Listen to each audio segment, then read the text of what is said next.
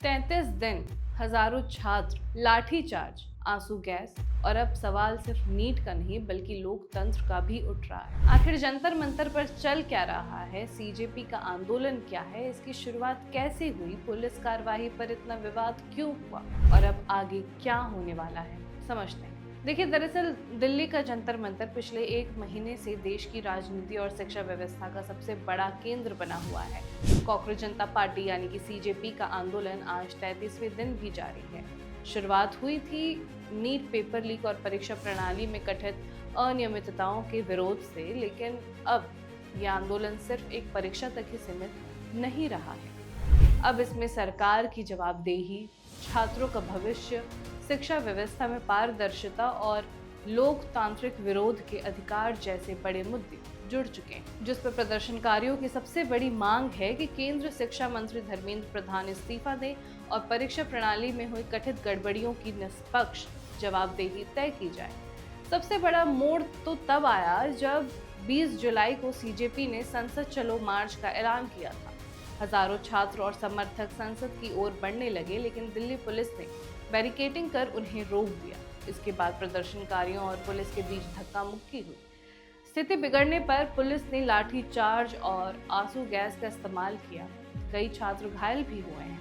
इसके बाद आंदोलन ने देश भर का ध्यान अपनी ओर खींच लिया। घायल छात्रों का एक बयान सोशल मीडिया पर तेजी से वायरल हुआ है। उन्होंने कहा कि हम अपराधी नहीं हैं, हम अपनी शिक्षा और भविष्य के लिए आए हैं।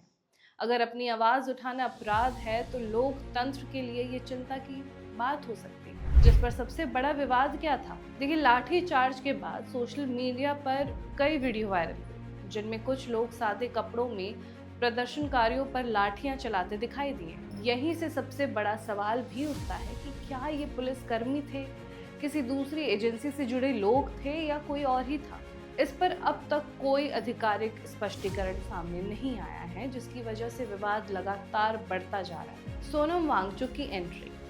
आंदोलन के दौरान सामाजिक कार्यकर्ता सोनम वांगचुक भी अनिश्चितकालीन भूख हड़ताल पर बैठे। लंबे उपवास के कारण उनकी तबीयत बिगड़ गई और उन्हें पहले सरफतगंज अस्पताल और फिर मेदांता अस्पताल में भर्ती कराया गया। हालांकि सीजेपी का कहना है कि यह आंदोलन किसी एक व्यक्ति का नहीं बल्कि लाखों छात्रों के भविष्य की लड़ाई है। सरकार और सीजेपी अगर आमने सामने आते हैं तो सरकार की ओर से बातचीत की संभावना भी खबरों में सामने आई है, लेकिन सीजेपी ने ये साफ कहा है कि अगर बातचीत करनी है तो सरकार जंतर मंतर आए या किसी सार्वजनिक स्थान पर बातचीत करे। संगठन ने यह भी कहा कि वे किसी मंत्री के आवास या सरकारी दफ्तर में जाकर बातचीत नहीं करेंगे। यानी दोनों पक्षों के बीच अविश्वास अभी भी बना हुआ है। इस पूरे घटनाक्रम पर विपक्ष ने भी केंद्र सरकार को घेरा। विपक्षी नेताओं ने पुलिस कार्रवाई को लेकर सवाल उठाए और निष्पक्ष जांच की मांग भी की। वहीं उस बीच सरकार का कहना है कि राजधानी में कानून व्यवस्था बनाए रखना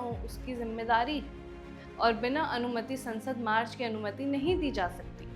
अब सबसे बड़ा सवाल तो यही है कि क्या ये आंदोलन सिर्फ नीट पेपर लीक तक सीमित रहेगा या फिर ये देश में शिक्षा सुधार और लोकतांत्रिक अधिकारों की बड़ी बहस बन जाएगा। देखिए, एक तरफ छात्र जवाबदेही की मांग कर रहे हैं तो दूसरी तरफ सरकार कानून व्यवस्था का हवाला दे रही है।